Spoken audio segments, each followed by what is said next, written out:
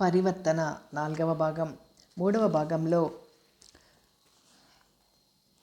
రామకృష్ణ భార్యను స్వీకరించలేకపోతాడు. ఇక సుబ్బలక్ష్మి సంసారాన్ని చేతిలోకి తీసుకుని చక్కదిద్దుతుంది. అప్పులన్నీ తన డబ్బుతో తీర్చేస్తుంది. కథ కొనసాగుతుంది. పార్వతమ్మ పోయిందని టెలిగ్రామ్ వచ్చిందో రోజు మౌనంగా దుఃఖిస్తూ ఉండిపోయింది సుబ్బలక్ష్మి. పదమ్మ వెళ్దాం అన్నాడు నారాయణరావు.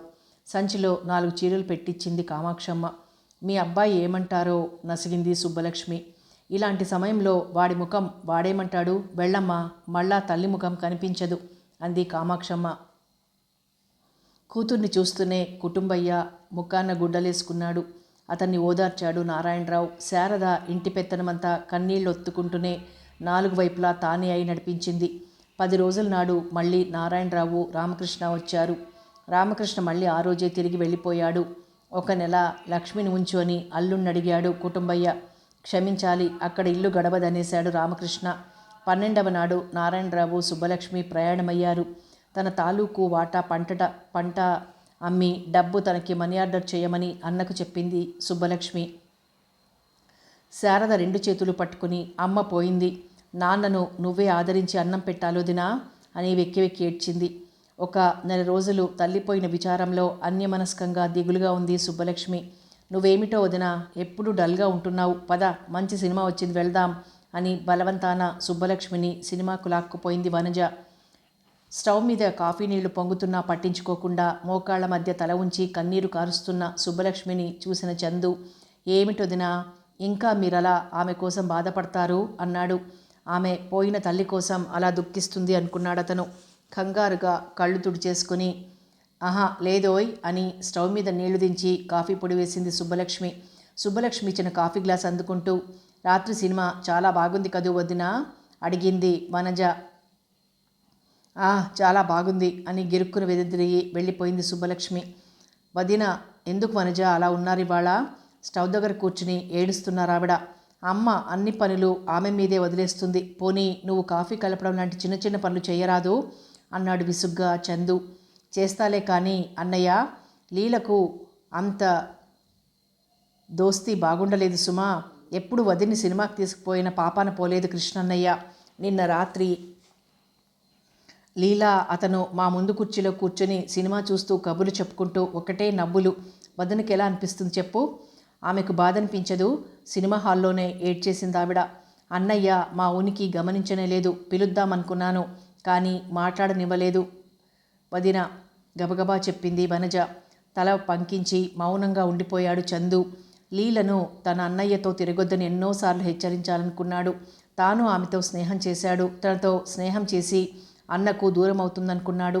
కానీ ఆమె మామూలుగా రామకృష్ణ ఆహ్వానిస్తే షికార్లకు సినిమాలకు వెళ్తూనే ఉంది. అందరూ అనుకుంటున్నట్లు అన్నయ్యకు లీలకు అతని మనసు ఊహ అంగీకరించలేదు. రామకృష్ణ నీతి నిజాయితీ గల వ్యక్తి. ఇంకా తాను ఒక్కొక్కప్పుడు తొందరపాటుగా మాట్లాడి ప్రవర్తిస్తాడేమో కానీ అతనలా తప్పటడుగు వెయ్యడు. కానీ అందమైన భార్యను, తన సంసారం చక్కదిద్ది ఆర్థికంగా తనని ఆదుకుంటున్న మంచి మనసున్న భార్యను ఎందుకు ఉపేక్షిస్తున్నాడు? ఆమెనెందుకు సంతోషపెట్టాడు? ఈ ఇంట్లో సుబ్బలక్ష్మికి తన అన్న ఎలాంటి స్థానం ఇచ్చాడు? ఇతని సంసారం నెత్తిన పెట్టుకుని వండి పెట్టడానికి ఆయనతో ఆమె తాళి కట్టించుకొని అతని భార్యగా వచ్చింది. అతనితో నవ్వుతూ కబుర్లు చెప్పాలని, సినిమాకు షికార్లకు తిరగాలని ఆమెకు మాత్రం ఉండదు.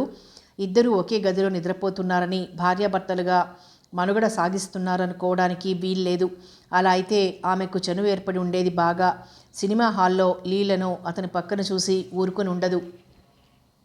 మౌనంగా రోధించదు. అతన్ని అడిగేసి అలిగి రట్టు చేసుండేది. ఇలా ఆలోచిస్తున్న చందు మనసు సుబ్బలక్ష్మి మీద జాలి సానుభూతితోనూ లీల మీద కోపంతోనూ బిలబిల్లాడిపోయింది. ఏదో దీనికి వెంటనే పరిష్కారం ఆలోచించాలనే ఆవేశం వచ్చింది. 4 క్షణాల తర్వాత, అతన్ని పిలవలసింది నువ్వు, ముఖం మాడిపోయేది అన్నాడు చందు. ఆ లీలకు అసలు సిగ్గులేదు. మరేమీ మాట్లాడలేదు చందు. పెరటి వైపు వెళ్ళిపోయాడు. అవాళ రామకృష్ణ చందు కన్నా ముందే గబగబా స్నానం ముగించి టిఫిన్ ముగించి డ్యూటీకి వెళ్ళిపోయాడు.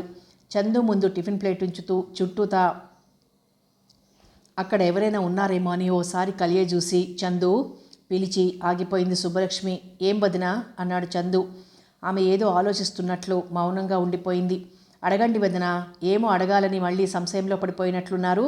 నవ్వబోయాడు. లీలకు అన్నయ్యకు అందరూ అనుకునే అనుబంధం ఉందంటావా చందు? అడిగేసి అతని ముఖంలోకి ఆతృతగా చూసింది సుబ్బలక్ష్మి. ఇబ్బందిగా కదిలి సరిగ్గా కూర్చుంటూ, అన్నయ్యను అనుమానిస్తున్నారా వదిన? ఎదురు ప్రశ్న వేశాడు. లేదనుకో, ఆయన లాంటి వ్యక్తిలా కనిపించరు, కానీ నిన్న సినిమా హాల్లో వాళ్ళిద్దరినీ చూసి అనుమానం కలిగి బాధపడుతున్నాను అని నవ్వేస్తూ, అలాంటి అనుమానం మనసులోకి రానియకండి వదిన.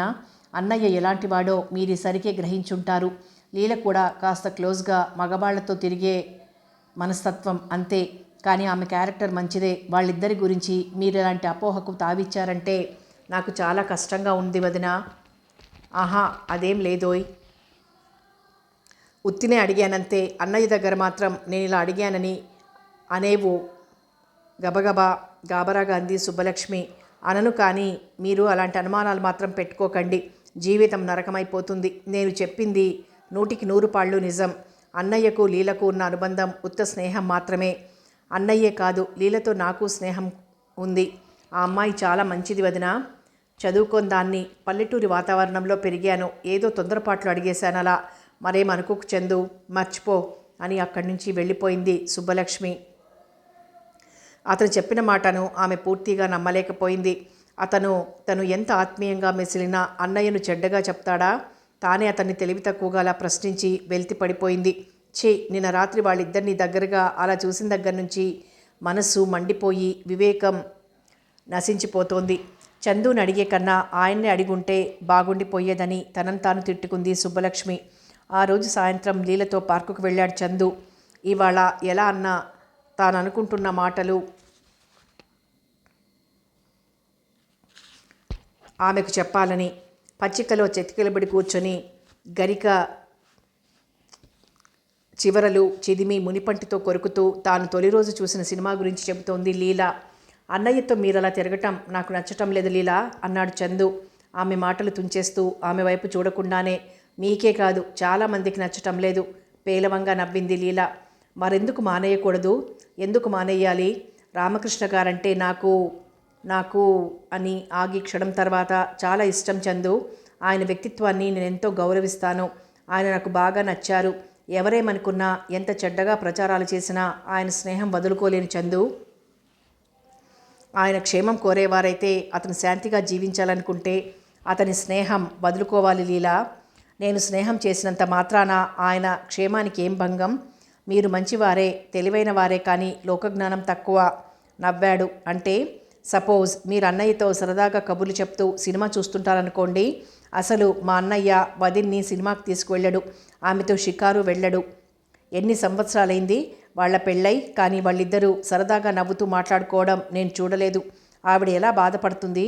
ఆమె మీ ఇద్దరిని అనుమానించే అవకాశం ఉంటుంది. అప్పుడు అన్నయ్యకు ఇల్లు నరకమైపోతుంది. నిజం కాదంటారా? లీల ముఖం ఎర్రగా కందింది రోషంతో. ఆమె అంత అనుమానించాల్సిన సంబంధం మా ఇద్దరి మధ్య లేదని చెప్పండి అంది లీల పెదవులు వణుకుతుంటే. నేను చెప్పినంత మాత్రాన ఆమె నమ్ముతుందా? నవ్వాడు. 2-3 క్షణాల మౌనం తర్వాత, అనుమానం మనిషి అయితే ఎవరేం చెప్పినా నమ్మరు. నేను ఆయనతో స్నేహం మానేసినంత మాత్రాన ఆమె అనుమానం పోతుందని నమ్మకం ఏమిటి? ఇద్దరం ఒకే కంపెనీలో పనిచేస్తున్నాం. మీ అన్నయ్య దగ్గరికి టైప్ చేసిన కాగితాలు పట్టుకొని రోజు మొత్తంలో ఎన్నోసార్లు వెళ్లాల్సి ఉంటుంది, మాట్లాడాల్సి ఉంటుంది. మీ వదిన గారు అనుమానిస్తున్నారని నన్ను ఉద్యోగం మానేయమంటారా? అడిగింది లీల సూటిగా చందు వదనంలోకి చూస్తూ. అలా అడిగేటప్పుడు ఆమె ముఖం జేవురించింది.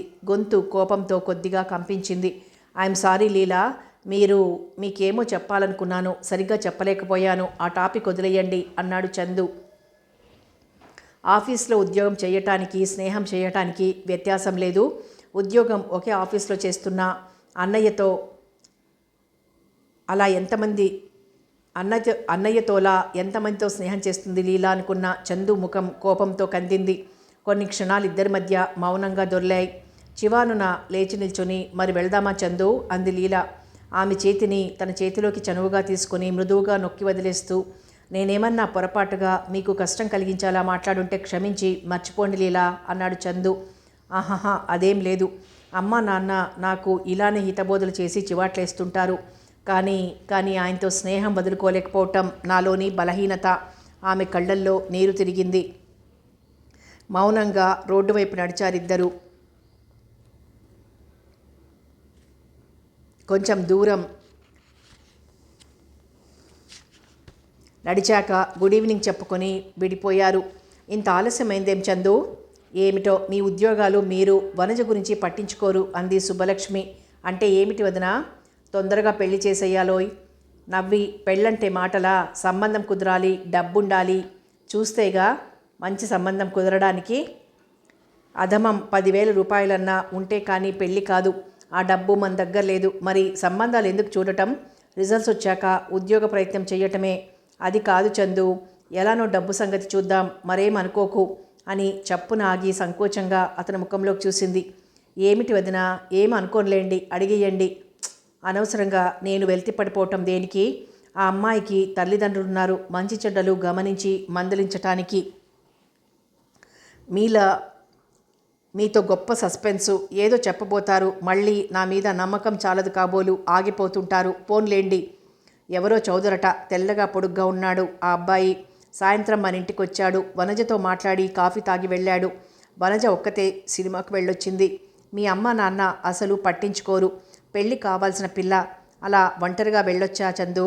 నేను చదువుకోలేదనుకో, కానీ చదువుకున్నంత మాత్రాన అంత స్వేచ్ఛ ఆడపిల్లలకు బాగుంటుందా? కనుక్కొని మందలిస్తాను అని భోజనం ముగించి వెళ్ళిపోయాడు చందు. ఆ రాత్రే వనజకు చందుకు ఘర్షణ జరిగింది. తెల్లవారేసరికి వనజ కళ్ళు ముఖం వాచున్నాయి. తండ్రికి ఫిర్యాదు చేసింది. చిన్నన్నయ్య నన్నిలా మందలించాడు నాన్న, ఉత్తినే అని ఏడుస్తూ. చందుని కనుక్కుంటాలే, అయినా అబ్బాయిలతో స్నేహం వద్దమ్మా అన్నాడతను. ఆడపిల్లను ఎందుకురా అలా ఏడిపించావు అంటూ చందు మీద రుసరుసలాడింది కామాక్షమ్మ. అతనికి కావాల్సిన పనులు మౌనంగా అమర్చిపెట్టడం తప్ప అసలు రామకృష్ణతో మాట్లాడడం మానేసింది సుబ్బలక్ష్మి. అతనేమన్నా మాట్లాడితే ఒక్కోసారి జవాబిస్తుంది, ఒక్కోసారి వినిపించినట్లే వెళ్ళిపోతుంది. 4-5 రోజుల తర్వాత అడిగాడు రామకృష్ణ, ఏం అలా డల్గా ఉంటున్నావు అని.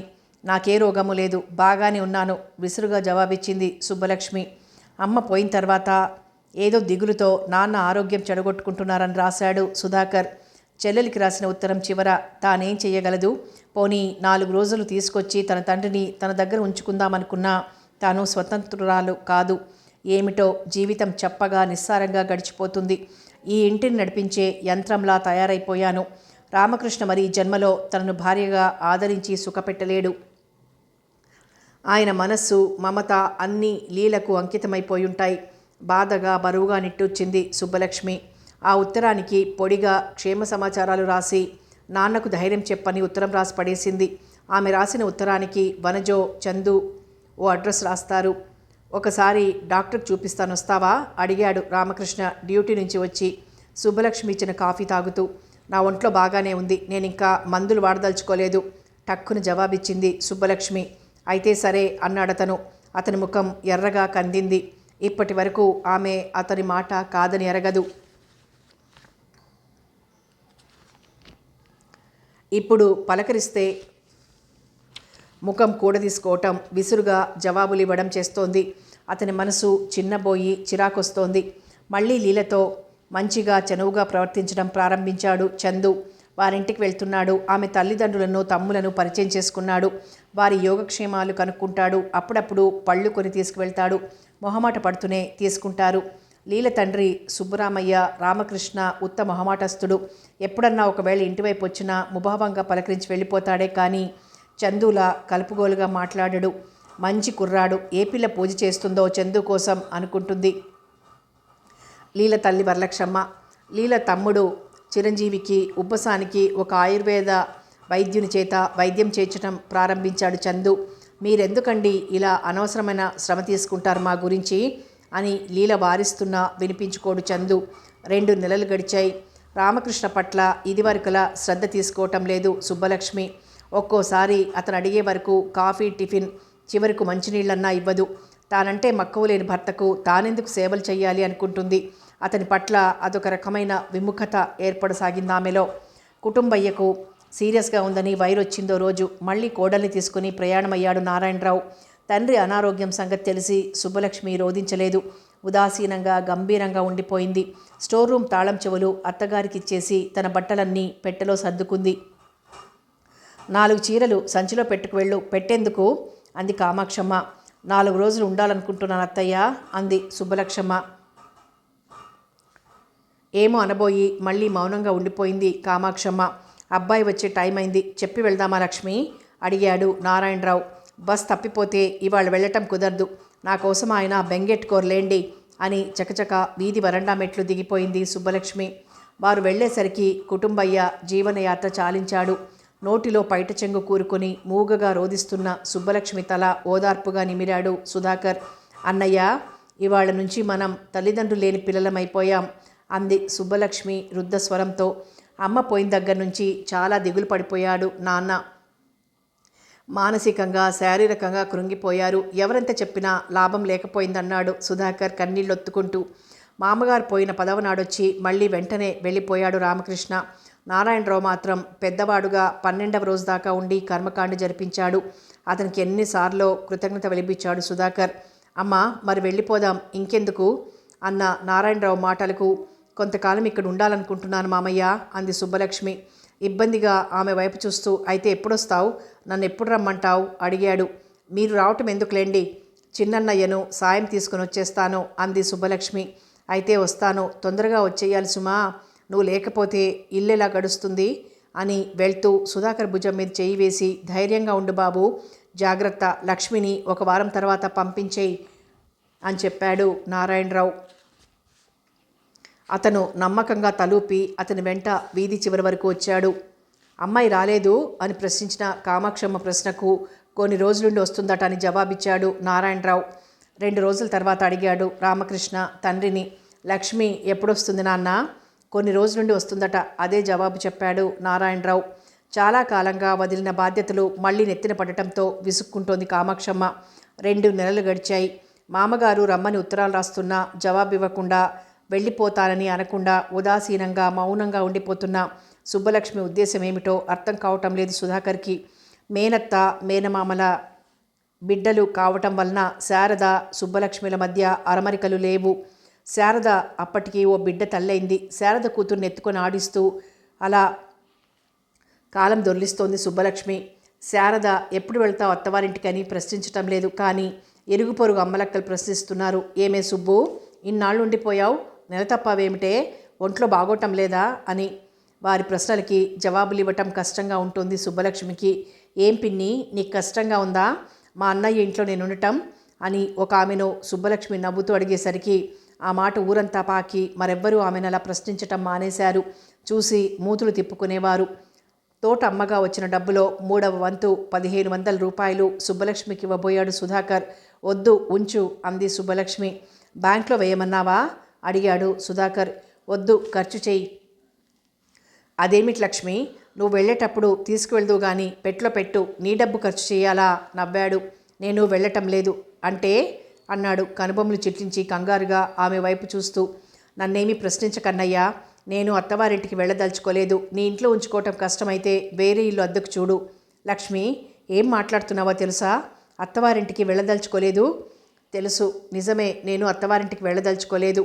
బాధని కోపాన్ని హఠాత్తుగా విన్న ఆమె నిర్ణయం పట్ల అయిష్టాన్ని అసహనాన్ని ప్రయత్నపూర్వకంగా అణిచిపెడుతూ ఆమెను దగ్గరకు తీసుకుని ఆప్యాయంగా తలనిమురుతూ, కారణం ఏమిటో చెప్పమ్మా, అసలేం జరిగింది, ఎందుకు వెళ్ళవు, బావగారు నువ్వు పోట్లాడుకున్నారా అడిగాడు. ఆ ఓదార్పు, అతని ఆప్యాయమైన స్పర్శ చల్లని గాలికి మేఘంలా ఇన్ని సంవత్సరాలు తనలో ఇముడ్చుకున్న ఆవేదన ఆవిరై కన్నీళ్లుగా వర్షించటం మొదలుపెట్టింది. అతని చేతుల్లో తలదూర్చి, నన్నేమీ ప్రశ్నించకన్నయ్యా, నేను నీ ప్రశ్నకు జవాబివ్వలేను. ఎప్పుడో వచ్చేసేదాన్ని, కానీ నాన్న సహించలేరని, ఆయన విపరీతంగా బాధపడతారని అత్తవారింట్లో గడిపాను. వారంతా మంచివాళ్ళు, నాకు వాళ్ళంటే అభిమానం ఉంది, కానీ నేను ఇంకా ఇంటికి వెళ్ళాలనుకోవటం లేదు అంది. ఈ మాట బావగారికి చెప్పే వచ్చావా? పోనీ ఉత్తరం రాసావా? నన్నేమీ ప్రశ్నించవద్దని చెప్పానుగా. నా పంట డబ్బంతా తీసుకో, నీ ఇంట్లో నాకు ఆశ్రయం ఇవ్వు. నువ్వు వద్దనంత మాత్రాన ప్రశ్నించకుండా తెలుసుకోకుండా ఎలా ఉండగలనమ్మా? నీ కాపురం చక్కదిద్దవలసిన బాధ్యత నాకు లేదా? అది నీ తరం కాదు. ప్రయత్నిస్తాను. ఏం జరిగిందో చెప్పు లక్ష్మి. మౌనంగా ఉండిపోయింది తలుంచుకుని, కళ్ళు తుడుచుకుంటూ సుబ్బలక్ష్మి. పోన్లే, నువ్వు చెప్పకపోతే బావగారిని అడిగి తెలుసుకుంటాను. అన్నయ్య నా మీదొట్టు, ఆయన నువ్వేమీ అడగటానికి వీల్లేదు. అయితే నువ్వు చెప్పు. ఈ అగ్రహారంలో మొగుణ్ణి వదిలేసి పుట్టిలు చేరిన చెల్లెలిని నేను ఇంట్లో ఉంచుకోలేను, భరించలేని ఈ నింద. పోన్లే వద్దు, నువ్వెందుకు భరిస్తావు నన్ను? ఏం కన్నావా, పెంచావా? నా కష్టసుఖాలు కాదుకోవడానికి చచ్చిపోతానులే అన్నయ్య. అసలు నాకు బ్రతకాలని లేదు, కానీ చావాలంటే ధైర్యం చాలక ఇంతకాలం బ్రతికాను. చచ్చిపోతాలే అన్నయ్య, మన పెరట్ నూతిలో పడిపోతాను. కాలు జారి పడిపోయిందని ఓసారి ఏడ్చేయి. లక్ష్మి కంపన స్వరంతో ఆమెను దగ్గర తీసుకున్నాడు సుధాకర్. సర్లే ఉండు, చచ్చిపోనవసరం లేదు. నీ ఇష్టం వచ్చినంతకాలం ఇక్కడే ఉండు. పోనీ ఎప్పుడూ నా ఇంట్లోనే ఉండిపో. కానీ అలాంటి పని చేసి నా గుండెకోత పెట్టకు చెల్లి, నిన్నేమీ ప్రశ్నించను అన్నాడు సుధాకర్. అతని గొంతులో బాధ, ఆవేశపు జీర. తేలిగ్గా నిట్టూర్చి కన్నులు తుడుచుకొని, శాశ్వతంగా నీ ఇంట్లో ఉండిపోతానని చెప్పలేను, కానీ కొంతకాలం నీ ఆశ్రయం కావాలి. తప్పక అలానే ఉండు వదినా. శారద పిలవడంతో అక్కడి నుంచి వెళ్ళిపోయింది సుబ్బలక్ష్మి. సుధాకర్ మనస్సు విలవిలలాడిపోతోంది. చెల్లెలి కాపురం సుఖంగా ఉందనుకున్నాడిన్నాళ్ళు. కానీ ఆమె అత్తవారింట్లో ఎన్నో బాధలు భరిస్తూ ఇంతకాలం కాపురం చేసి ఉండాలి అనుకున్న అతను సుబ్బలక్ష్మి మీద జాలితో, ఆమె భర్త అత్తమామల పట్ల కోపంతో స్థిమితం కోల్పోయాడు. ఆ రాత్రి అతనికి అన్నం సహించలేదు. ఏం చెయ్యాలి అనే ఆలోచనలతో అతని తల వేడెక్కిపోయింది. సుబ్బలక్ష్మి వెళ్ళిపోయి 4 నెలలు గడిచేసరికి మళ్ళీ ఆర్థిక పరిస్థితులు మామూలు స్థితికొచ్చాయి. రామకృష్ణ విసిగిపోతున్నాడు. లక్ష్మి వచ్చేస్తే బాగుండునని ప్రతిరోజు అనుకుంటున్నాడు. నాన్న ఎన్ని ఉత్తరాలు రాసినా ఆమె కనీసం జవాబన్నా ఇవ్వటం లేదు. నువ్వు ఒకసారి వెళ్ళి వదిన్ని తీసుకొచ్చేయి అన్నయ్యా అన్నాడు రోజు భోజనాల దగ్గర చందు. అదేమో ఆ పిల్ల ఉద్దేశం ఏమిటో రాదు కాబోలింకా. మొగుడు పోషించాలని ఏం లేదుగా, తన డబ్బు తనకు చాలు. అయినా ఎవడి పెళ్ళాన్ని వాడు ఉత్తరం రాసి తెప్పించుకోవాలి, కానీ ఇంకా చిన్నపిల్లలా ఏమిటి? నిన్న మొన్న కాపురానికి వచ్చిందా? మామగారు ఉత్తరం రాయడం ఏమిటి రమ్మని? దాని మొగుడు, దాని కాపురం, దాని సంసారం ఎరగదు. అదొక గడుసుది.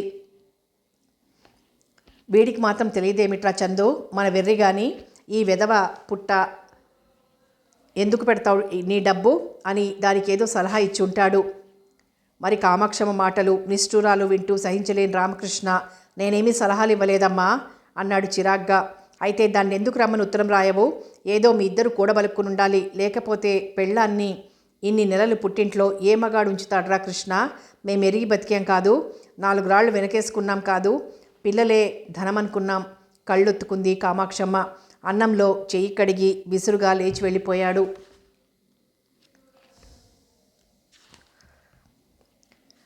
నువ్వు కాస్త నెమ్మదిగా చెప్పుండాల్సిందమ్మా, నిష్ఠూరమాడినట్లు కాకుండా అన్నాడు చందు అన్న భోజనం మధ్యలో చేయి కడిగి లేచిపోయినందుకు నొచ్చుకుంటూ.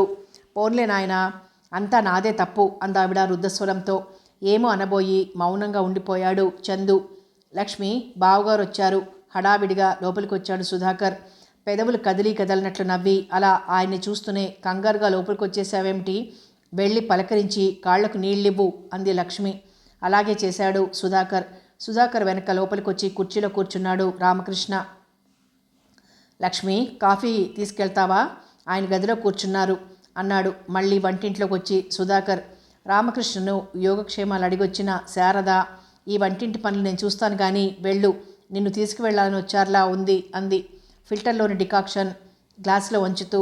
నేను ఇక్కడ ఉంటే నీకేమన్నా కష్టంగా ఉందా వదినా అడిగింది నవ్వబోతూ సుబ్బలక్ష్మి. నాకేం కష్టం లేదు కానీ అని ఇంకేమో అనబోతున్న శారదను వారిస్తూ, తర్వాత ఇప్పుడు మీరు వాదించుకోకండి, అతను వింటే బాగుండదన్నాడు సుధాకర్. ఒక్కసారి రామకృష్ణ వైపు చూసి అతని చూపులు తన చూపులను కలవగానే చూపులు వాల్చుకుని, కాఫీ తీసుకోండి, అంతా బాగున్నారా అడిగింది సుబ్బలక్ష్మి. అతను వెంటనే ఏమీ జవాబివ్వలేదు. కాఫీ తీసుకుని తాగేసి గ్లాస్ క్రింద పెట్టి జేబులోని వక్కపొడి పొట్లం విప్పి వక్కపొడి నోట్లో వేసుకుని, నాన్న రాసిన ఉత్తరాలు అందుతున్నాయా అడిగాడు. పొడిగా జవాబిచ్చింది. అలా కూర్చో అని ఆమె వైపు ఒకసారి చూసి, జవాబులిస్తున్నావా అడిగాడు రామకృష్ణ. అంత అవసరం అనిపించక ఇవ్వటం లేదు అంటే కనుబొమ్మలు చిట్లించాడు. ఆయన ఉత్తరాలన్నీ ఒకే టైపు. మొదట 1-2 ఉత్తరాలకు జవాబిచ్చాను. ఏమిటది? ఏమని రాసేవారు? నువ్వేమని జవాబిచ్చావు?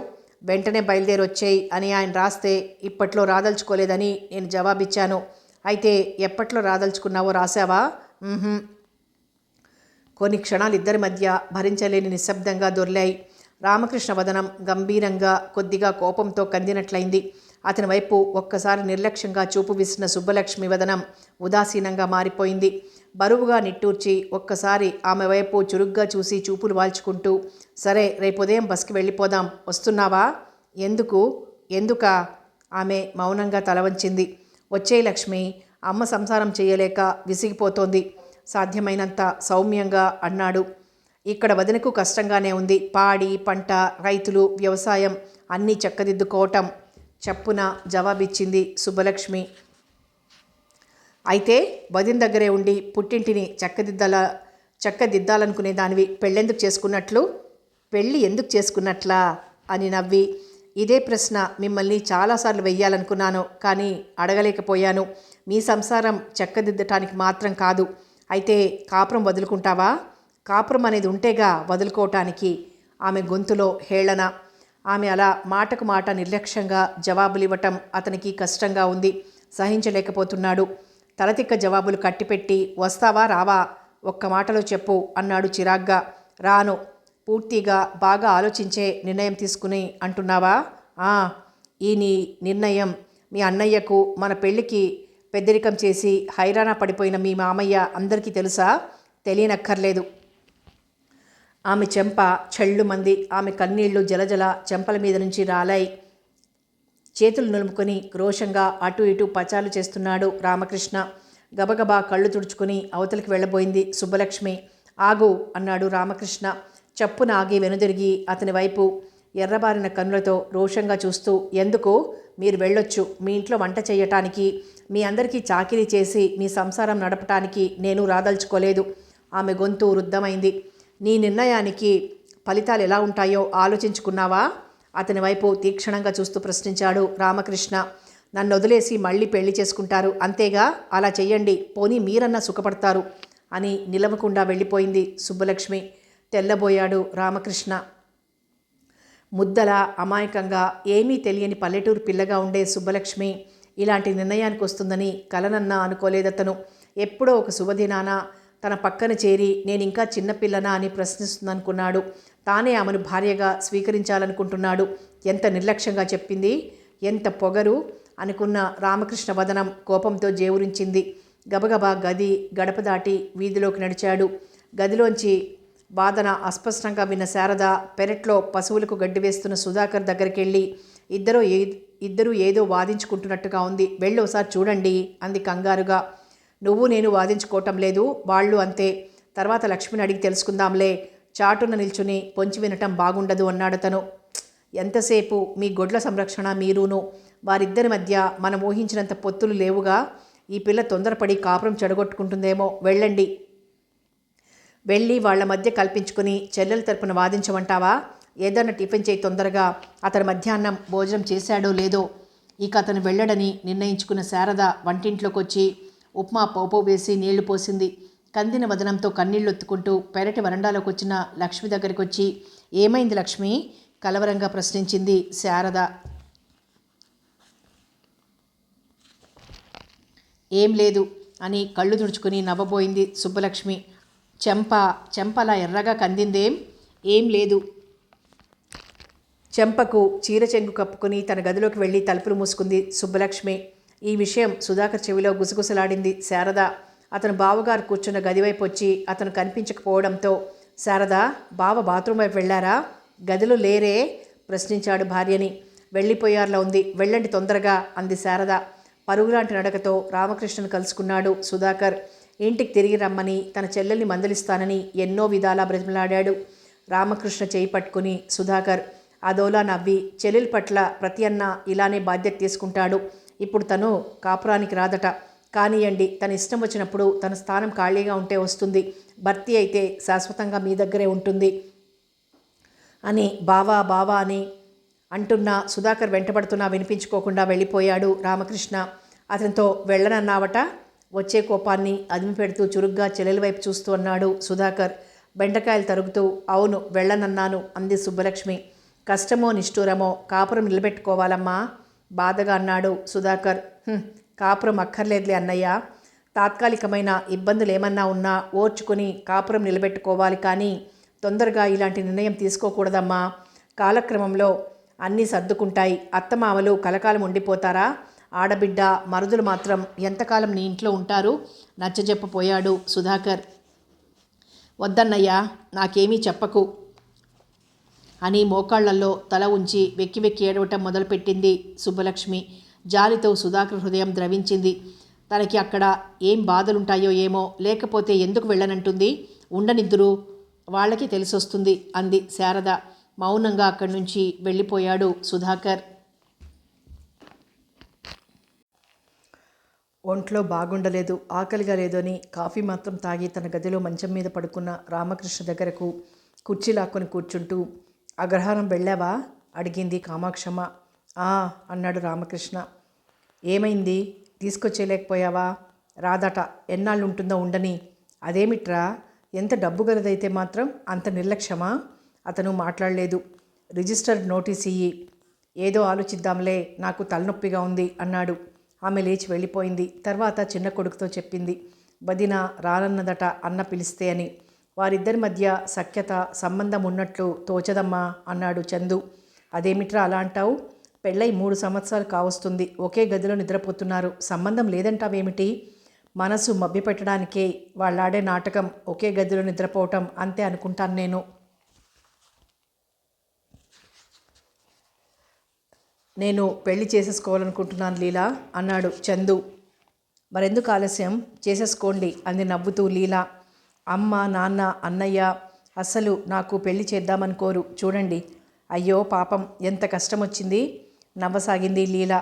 మీలాంటి అందమైన అమ్మాయి దొరికితే ఏ రిజిస్టర్ మ్యారేజో చేసేసుకోవాలనుకుంటున్నాను. అలా చెయ్యండి, అది బెటర్. మీరు అంగీకరిస్తారా? మీకు సమ్మతమేనా? చందు, ఏమిటి మీరంటున్నది? నిజమే లీలా, మీకు అభ్యంతరం లేకపోతే మిమ్మల్ని పెళ్లి చేసుకోవాలనుకుంటున్నాను. మీ తల్లిదండ్రులకు చెప్పారా? నాకు పెళ్ళేమిటి? లేదు, వాళ్ళు అంగీకరించరు. ఎందుకంటే వాళ్ళకి బాగా కట్న కానుకలు కావాలి. నాకు పెళ్ళేమిటి అంటే మీరెందుకు పెళ్లి చేసుకోకూడదు? నేను ఈ జన్మలో పెళ్లి ఆశ పెట్టుకోకూడదు చందు. మా కుటుంబ భారం నా పైనుంది. నేను పెళ్లి చేసుకుని వెళ్ళిపోతే మా తల్లిదండ్రుల్ని ఎవరు పోషిస్తారు? తమ్ముల్ని ఎవరు చూస్తారు? వారి కోసం జీవితం ఇలా చప్పగా ఇచ్చేస్తారా? అంతే మరి. ప్లీజ్ దయచేసి మీ నిర్ణయం మార్చుకోండి. కట్న కానుకలు తెచ్చే అమ్మాయిని చేసుకుని మీ తల్లిదండ్రుల్ని సంతోషపెట్టండి. తల అడ్డంగా ఊపి, అస్సలు నేను కట్నం తీసుకోదలుచుకోలేదు, ఆలోచించి మీ నిర్ణయం తెలియజేయండి. తొందర ఏం లేదు. పెళ్ళైన తర్వాత కూడా మీరు ఉద్యోగం చేయొచ్చు. మీ తమ్ముళ్ళు పైకొచ్చే వరకు, ఉద్యోగస్తులు అయ్యే వరకు మీ జీతం మీ తల్లిదండ్రులకే ఇవ్వచ్చు. మీరు చాలా విశాల హృదయంతో మాట్లాడుతున్నారు చందు, కానీ నేను ఆలోచించుకోవాలి, టైం ఇవ్వండి అంది లీలా. ఆమె హృదయం తీవ్రంగా స్పందించసాగింది. తనను వివాహం ఆడటానికి చందు ముందుకొస్తున్నాడు. ఇలాంటి మాట రామకృష్ణ నోట రావాలని 1000 దైవాలకు మొక్కింది. ఆశతో నిరీక్షించింది. అతను పెద్ద కట్నం తెచ్చే అమ్మాయి మెడలో తాళి కట్టాడు. చందు విషయంలో తానెప్పుడూ అలా ఊహించలేదు. ఒక్కసారి తన నిర్ణయం చెప్పి ఉక్కిరి బిక్కిరి చేశాడు. చందుని తానే దృష్టితో చూస్తుంది. భర్తగా స్వీకరించగలదా? మరి వెళ్దామా? లేచి నిల్చున్నాడు చందు. మౌనంగా అతన్ని అనుసరించింది లీలా. కొంత దూరం తర్వాత గుడ్ ఈవినింగ్ చెప్పుకొని విడిపోయారిద్దరూ. ఆ రాత్రి ఎంత ప్రయత్నించినా చాలాసేపటి వరకు నిద్ర పట్టలేదు చందుకి. లీలను తాను ప్రేమిస్తున్నాడా? లేదు. మరెందుకు ఇవాళ ఎందుకిలా సాహసించాడు? ఆమెను తనను వివాహమాడమని కోరాడు. ఆమె ఒకవేళ తనతో వివాహానికి సమ్మతిస్తే ఆమెను భర్తగా సుఖపెట్టగలడా? ఏమో. ఏది ఏమైనా లీల వివాహిత అయితే గాని అన్నయ్య వదినల దాంపత్య జీవితం చక్కబడదు అనిపిస్తుంది. తనకు అమాయకురాలైన వదిన జీవితం అన్నయ్య ఉదాసీనతకు బలైపోతోంది. అతన్ని సవాల్ చేస్తున్నట్టు తాను లీలా ఈ ఇంట్లో సందడిగా తిరగాలి. అన్నయ్యకు సీరియస్గా ఉందని రేపే వదిన్ని టెలిగ్రామ్ ఇచ్చి రప్పిస్తాను అనుకున్నాడు గట్టిగా కళ్ళు మూసుకుంటూ. టెలిగ్రామ్ ఇద్దామనుకున్నాడు, కానీ మర్నాటికి ఆలోచనలో పడిపోయాడు చందు. ఇవాళ్లే సీరియస్ అంటే నమ్మరు. ఆమెను రప్పించుకోవడానికి ఇచ్చిన టెలిగ్రామ్ అనుకుంటారని ఆ ప్రయత్నం మానుకున్నాడు. ఇప్పుడు పశ్చాత్తాపంతో కొడుకు పట్ల జాలి పడుతున్నాడు నారాయణరావు. తన మాట ప్రకారం తనను సంతోషపెట్టడం కోసం సుబ్బలక్ష్మి మెడలో తాళి కట్టాడు, కానీ భార్యను ప్రేమించలేకపోతున్నాడు. ఇన్ని సంవత్సరాల కాలంలో ఆ దంపతులకు ఉండవలసిన బంధం, అనుబంధం, సామరస్యం లేదని గ్రహించి అవ్యక్తమైన వేదనకు గురయ్యాడు. ఘడియకోసారి బాబూ తలపట్టనా కాళ్ళు పట్టనా అని రామకృష్ణ అడుగుతాడు. ఒక్కసారి అతన్ని వద్దని వారిస్తున్నా వినకుండా తలుపు చేరవేసి, జ్వరంలో తలనొప్పి, కాళ్ళు చేతులు పీకుతూ ఉంటాయి బాబు అని పడతాడు. మందులు, కాఫీ, హార్లిక్స్, బార్లీ అన్నీ తానే స్వయంగా కొడుక్కిస్తాడు. ఇవాళ రేపు నార్మల్కి వస్తుంది జ్వరం అని డాక్టర్ అనటమే కానీ రామకృష్ణ జ్వరం నార్మల్కి రాలేదు. ఆ ఇంట్లో ఎవ్వరి మనసు స్థిమితంగా లేదు. ఒకరోజు నెమ్మదిగా మృదువుగా రామకృష్ణ తలపడుతున్న నారాయణరావు, కృష్ణ నన్ను క్షమించగలవురా అడిగాడు చప్పున. అదేమిటి నాన్న, ఎందుకు? నీరసంగా లోతుకుపోయే గొంతుతో అని పేలవంగా నవ్వాడు రామకృష్ణ. నవ్వుతూ తుళ్ళుతూ సంతోషంగా బ్రతకాల్సిన నువ్వు నీ జీవితం బండబారిపోవటానికి కారణం నేను కాదు అన్నాడు. మీరేం చేశారు? నా నుదుటన ఇలా రాసిపెట్టుంది నా కర్మ, అంతే. అయినా నా బ్రతుక్కి జీవితానికి ఏమైంది ఇప్పుడు? అదే ఆ సుబ్బలక్ష్మి చాలా మంచిది నాన్న. నవ్వి, వెర్రివాడివి, ఎందుకు రానందిరా మరి అన్నాడతను. జవాబు ఇవ్వలేకపోయాడు రామకృష్ణ. ఆమె ఎందుకు రానని అలా దురుసుగా జవాబిచ్చిందో తనకు తెలుసు. తాను బ్రతిమలాడి లాలించి దగ్గరకు తీసుకుంటాడని, ఇంతకాలం తన పట్ల వహించిన ఉదాసీనతకు క్షమాపణ చెప్పుకుంటాడని ఊహించిన ఆమె ఊహ తలక్రిందులైంది. ఆమె తన ప్రశ్నలకు తలతిక్కగా జవాబులివ్వటంతో సహనం కోల్పోయి చేయి చేసుకుని విసురుగా వచ్చేశాడే గాని బ్రతిమలాడి వెనక్కి పిలిచే బావమరిదితో అన్న 4 మాటలు మాట్లాడలేదు. 2 క్షణాల మౌనం తర్వాత ఎందుకు రానంది మరి? నువ్వు వెళ్ళి పిలిస్తే రెట్టించాడు నారాయణరావు. తానే వస్తుంది నాన్న అన్నాడు విసుగ్గా రామకృష్ణ.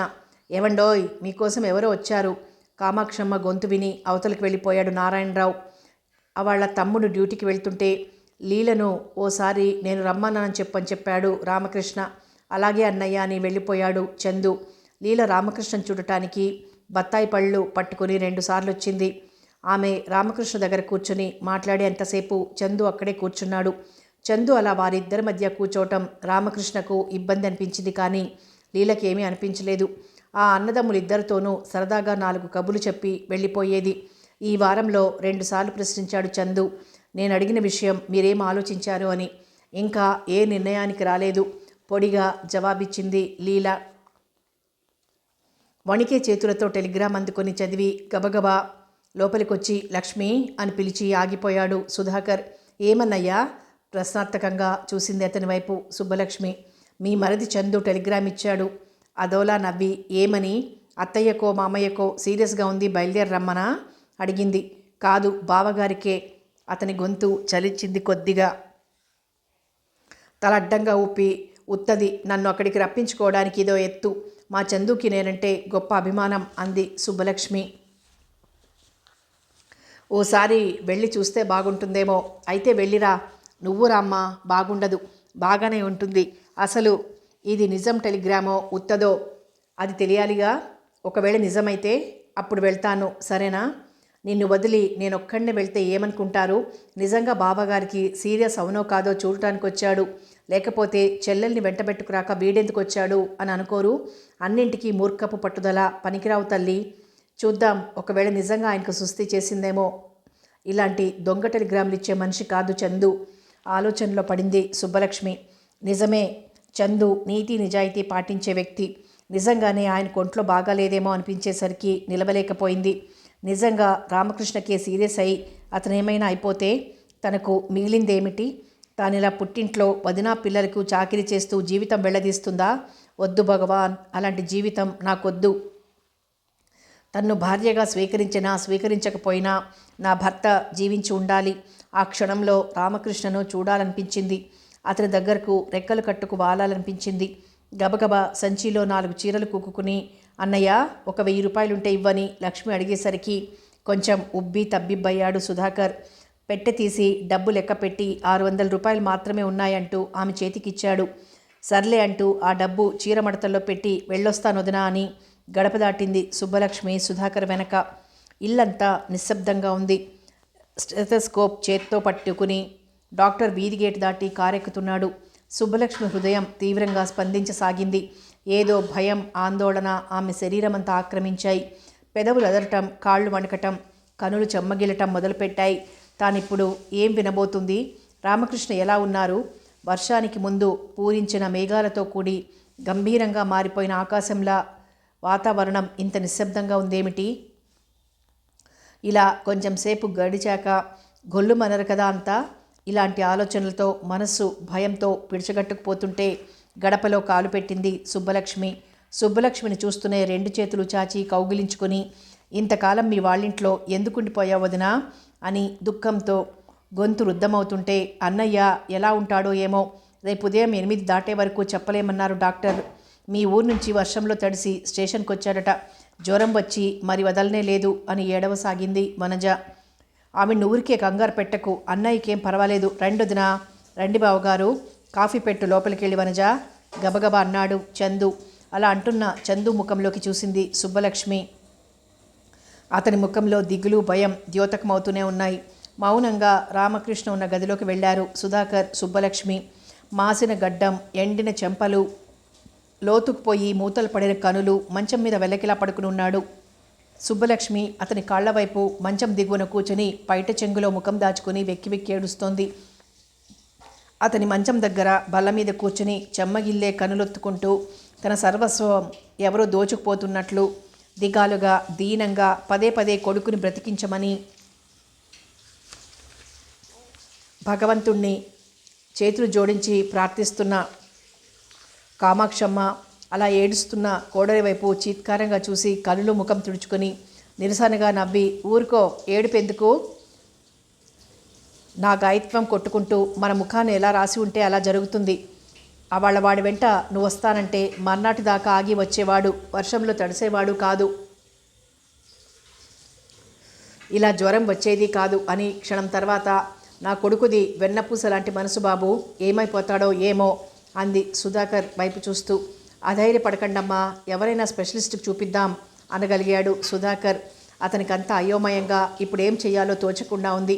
చివాళ్ళ లేచి చందు దగ్గరికి వెళ్ళి అతని చేతులు 2 పట్టుకుంటూ, చందు, ఎవరైనా మంచి పెద్ద డాక్టర్కి అన్నయ్యని చూపించు, ఎంత డబ్బైనా ఖర్చు చేద్దాం అన్నది సుబ్బలక్ష్మి. మౌనంగా ఆమె చేతులు విడిపించుకొని తలవంచి నిల్చున్నాడు చందు. మాట్లాడవేం చందు, మీ అందరికీ నా మీద కోపం ఉంటే తర్వాత శిక్షిద్దురు కానీ మీ అన్నయ్య ఏమన్నా అయిపోతే నేను ఎలా జీవించాలి చందు? నేను ఈ ప్రపంచంలో మరి ఎందుకు బ్రతికుండాలి చందు? మా అన్నయ్యకు అంతగా తెలియదు. ఎవరన్నా స్పెషలిస్ట్కి చూపించు మీ అన్నయ్యను, ఎంత డబ్బైనా ఖర్చు చేద్దాం వణికే స్వరంతో గబగబా అంది సుబ్బలక్ష్మి. తలెత్తి ఆమె వైపు జాలిగా చూసి పేలవంగా నవ్వి, ఇప్పుడు అన్నయ్యకు వైద్యం చేస్తున్నది స్పెషలిస్టు చేతనే వదినా. డబ్బు కోసం ఆలోచించి అన్నయ్యను వదులుకుంటామా? మీకేనా అతను కావాల్సింది, మాకక్కర్లేదు. నాన్నను చూడండి, గదిలో తిండి తిప్పలు మాని ఎలా పడున్నారో. అమ్మ పెద్దదైపోయింది. నేను నాన్నగారి కన్నా ఎక్కువగా అన్నయ్యని ప్రేమిస్తున్నాను. అన్నయ్యకు నా ప్రాణాలన్నా ఇచ్చి బ్రతికించాలనుకుంటున్నాను. నన్ను చంపి మా అన్నయ్యని జీవించాలా చెయ్యని దైవాన్ని ప్రార్థిస్తున్నాను అన్నాడు చందు రుద్ధస్వరంతో. మరేమీ మాట్లాడలేదు సుబ్బలక్ష్మి. మళ్ళీ రామకృష్ణ ఉన్న గదిలోకి వెళ్ళి అతని మంచం పట్టె మీద తల అంచి దిగువన చతికిలబడి కూర్చుంది. ఆ రాత్రి వనజ వంట చేసింది కానీ ఎవ్వరూ భోజనాలు చేయలేదు, నిద్ర కూడా పోలేదు. తెల్లవారేసరికి అందరి వదనాలు నిరాశ నిస్పృహలతో పీక్కుపోయాయి. సుబ్బలక్ష్మి కూర్చున్న చోటు నుంచి ఉదయం 7 అయినా లేవలేదు. 8 గంటలు డాక్టర్ చెప్పిన టైము, ఇంకో గంట తన అదృష్టాన్ని పరీక్షించుకోవటం ముగిసిపోతుంది. శరీరమంతా పట్టు తప్పినట్టవుతోంది. కనులు ఎదుగుతున్నాయి. ఒక్కసారి రామకృష్ణ ముఖంలోకి చూసింది. అతను సమాధిలో ఉన్న యోగిలా కనులు మూసుకునే ఉన్నాడు. తాను వచ్చింది మొదలు అతను అలానే పడి ఉన్నాడు. కనులు తెరవలేదు, పెదవి కదపలేదు, ఏమీ తాగలేదు. ఇంకేముంది, గడియో క్షణమో తన ఊహలు ఆశలు పచ్చటి జీవితం అన్నీ బుగ్గిపాలైపోతాయా? నా కొడుకో, నన్నెలా బ్రతకమన్నావు రామకృష్ణ, నిన్నెలా మర్చిపోమన్నావురా? నా నోరు వాయి లేని నా తండ్రి, మమ్మల్ని ఎలా వదిలిపోయావురా? కామాక్షమ్మ రాగాలు లంకించుకుంది. ఎవ్వరు వారించినా ఆమె ఆగటం లేదు. తల గోడకేసి కొట్టుకుంటోంది. పెరటి నూతి వైపు పరుగులు తీస్తోంది. ఆమెను ఓదార్చి ధైర్యం చెప్పటంలో మంచం దగ్గరే తెలివి తప్పి ఒరిగిపోయిన సుబ్బలక్ష్మిని ఎవరూ పట్టించుకోలేదు. రామకృష్ణ కనులు తెరిచేసరికి ఎవరూ ఆ గదిలో లేరు. పెరటి నూతి దగ్గర పెద్దగా ఏడుస్తున్న కామాక్షమ్మ దగ్గరున్నారు. రాత్రి 2 సార్లు, ఉదయం 2 సార్లు వచ్చి ఇంజెక్షన్లు చేసి వెళ్ళాడు డాక్టర్. తెలివి రాగానే మళ్ళీ కబురు చేయమన్నాడు. పని లేకపోయినా 8 గంటలకు వస్తానని వెళ్ళాడు. అతను గడపలో అడుగుపెట్టేసరికి కామాక్షమ్మ గొంతు ఖంగున వినిపించింది. లోపలికి వెళ్ళటమా మానటమా అని క్షణం తటపటాయించి లోపలికి అడుగేశాడు. కనులు తెరిచి గదంతా కలియజూసి రామకృష్ణ, దిగువన తెలివి తప్పి పడి ఉన్న సుబ్బలక్ష్మి, అవతల పెరట్లోని కామాక్షమ్మ రోదన, ఆమెను ఓదార్చే అమ్మలక్కల సానుభూతి వచనాలు. నవ్వకుండా ఉండలేకపోయాడు డాక్టర్. రామకృష్ణ పాలం తాకి చిరునవ్వుతో సంతోషంగా అతన్ని పలకరించి ఫ్లాస్క్లోని నీళ్లు గ్లాసులో ఉంచి తానే గ్లూకోజ్ కలిపి అతని గొంతులో పోసి మళ్ళీ ఇంజెక్షన్ చేసి తర్వాత నారాయణరావుని పిలిచాడు డాక్టరు. క్షణంలో వాతావరణం తేలిగ్గా సంతోషంగా మారిపోయింది. ఏడ్చే కనుల్లో నవ్వు కదిలింది. నా బాబు అని సంతోషంగా రామకృష్ణ తల ఒళ్ళు నిమిరి మళ్ళీ కృతజ్ఞతతో దైవానికి మొక్కింది కామాక్షమ్మ. అప్పటికే సుబ్బలక్ష్మిని పరీక్షించాడు డాక్టర్. అయ్యో, అమ్మాయి తెలివి తప్పి పడిపోయిందా, పీరికి పిల్ల అని కోడల దగ్గరికి వచ్చింది కామాక్షమ్మ. తన గదిలోనే చాప మీద తెలివి తప్పి పడి ఉన్న సుబ్బలక్ష్మి వైపు ఒక్కసారి చూసి బరువుగా కళ్ళు మూసుకున్నాడు రామకృష్ణ. అతనికి ఆమె గురించి కానీ ఇంకే విషయం గురించి కానీ ఆలోచించడానికి ఓపిక లేదు, శక్తి లేదు. మరి కొంచెం సేపటికి అలా మత్తులో నిద్రలో ఒరిగిపోయాడు. కొన్ని ఉపవాసాలు చేసిన తర్వాత కనులు విప్పిన సుబ్బలక్ష్మి తన చుట్టూ కూర్చున్న స్వజనం వైపు పిచ్చిగా చూసి గట్టిగా అరిచి తన కళ్ళు చేత్తో గట్టిగా మూసుకుంది. అమ్మా లక్ష్మి, కృష్ణకు తెలివొచ్చింది తల్లి అన్నాడు నారాయణరావు. మనం అదృష్టవంతులమే లక్ష్మి, కృష్ణుడు కళ్ళు తెరిచాడు. ఏది నోరు తెరు, కొంచెం ఈ హార్లిక్స్ తాగు అంది కామాక్షమ్మ కోడలి తల ఒడిలో ఉంచుకొని ఆమె పెదాలకు గ్లాస్ అందిస్తూ. నిజమా అత్తయ్య, నమ్మమంటారా అంది సుబ్బలక్ష్మి రామకృష్ణ వైపు ఆతృతగా చూపులు పరుస్తూ. నీ మీదొట్టు కళ్ళు విప్పి చూశాడు.